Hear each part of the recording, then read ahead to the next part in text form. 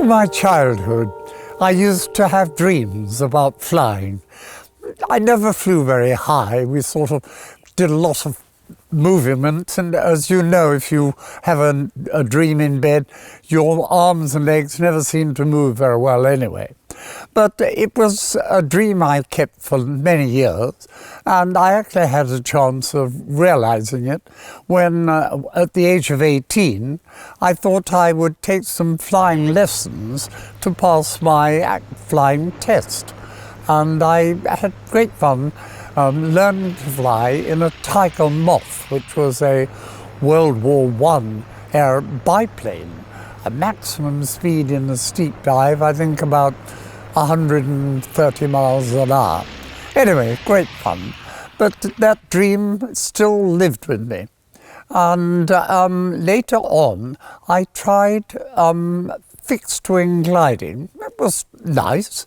You know, they tow you up at the end of a machine with a line, and you get up to about 1,000 foot. And then you have, 20 minutes or so gentle gliding before you arrive back at the airport. Problem with that is that it's very weather sensitive. The conditions have to be just exactly right. And I've spent 2, sometimes 3 days at airports waiting for the right moment. And of course, airports are not very exciting places to be, certainly when they're empty. However, I got interested later on in the late 60s, I think it was, with a movement in America where they were strapping themselves to large-sized kites. And from this, they developed the sport, I think you call it, of hang gliding.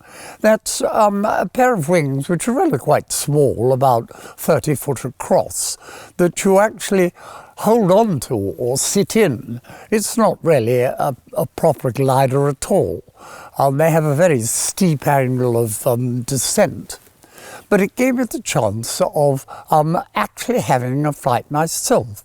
So I made some inquiries, and I contacted the British hang gliding secretary. And he said, well, actually, I want to sell my old plane.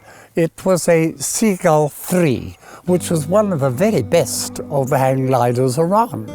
So I bought it off him for about £100. I can remember he said he was going gliding this weekend, and so I arranged to meet him. I got there and he had the hang glider all ready and assembled, so I looked at it and it seemed all right. And I said, well, how do you fly it? These days, I think you need to pass exams and know all about these things, but in those days it was all a bit primitive.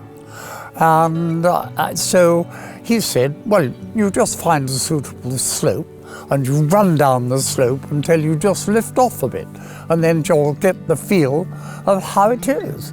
And when you can do it, you can go up the top. So that's exactly what I did. And the next weekend I came down, went right up the top of Foal Beacon. It was about 700 odd foot tall, I think. Anyway, there was a perfect wind, and if you, with your hang glider, you hold it into the wind, it comes towards you and just lifts you up, which it did. And I then pulled out over the valley, and I was probably about 500-600 feet above the ground at that point. But the real delight about it is I would decide, I'd look and see a field there and a hedge there and think, well, I'll go around that tall tree there, then maybe I'll land in that field just there. And I would do just that. You'd circle around, it would take, 10-15 minutes, and you'd then arrive down at the spot.